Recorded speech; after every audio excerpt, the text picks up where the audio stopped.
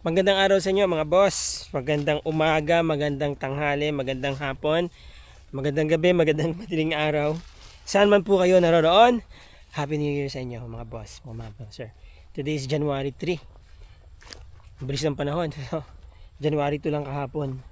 Isang araw, January 1. Alright, but anyway, nandito po tayo ngayon sa isang lote. Maganda tong property, maganda yung potential. Actually, this is a beach lot with mountain view. Ayan, highway na po yan. Yung nakita niyo may motor na dumadaan. National highway na po yan. Yun. Pasilip natin kay Chokoy.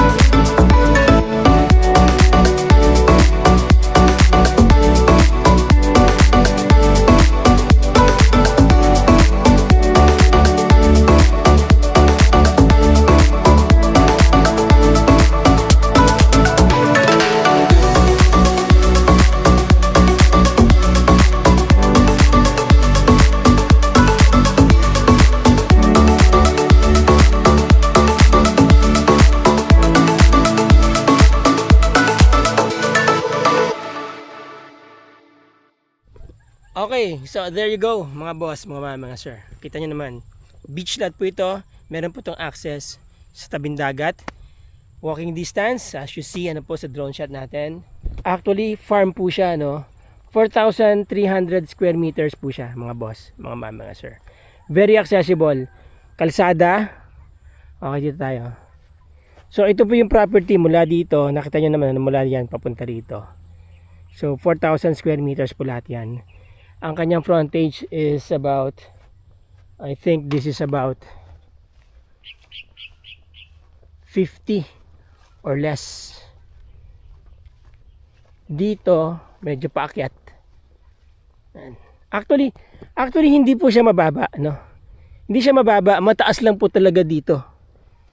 Yan. Kasi ginawa po nilang palayan to before So I guess nagtambak sila dito, kaya tumaas dito sa lugar na to. Ayan.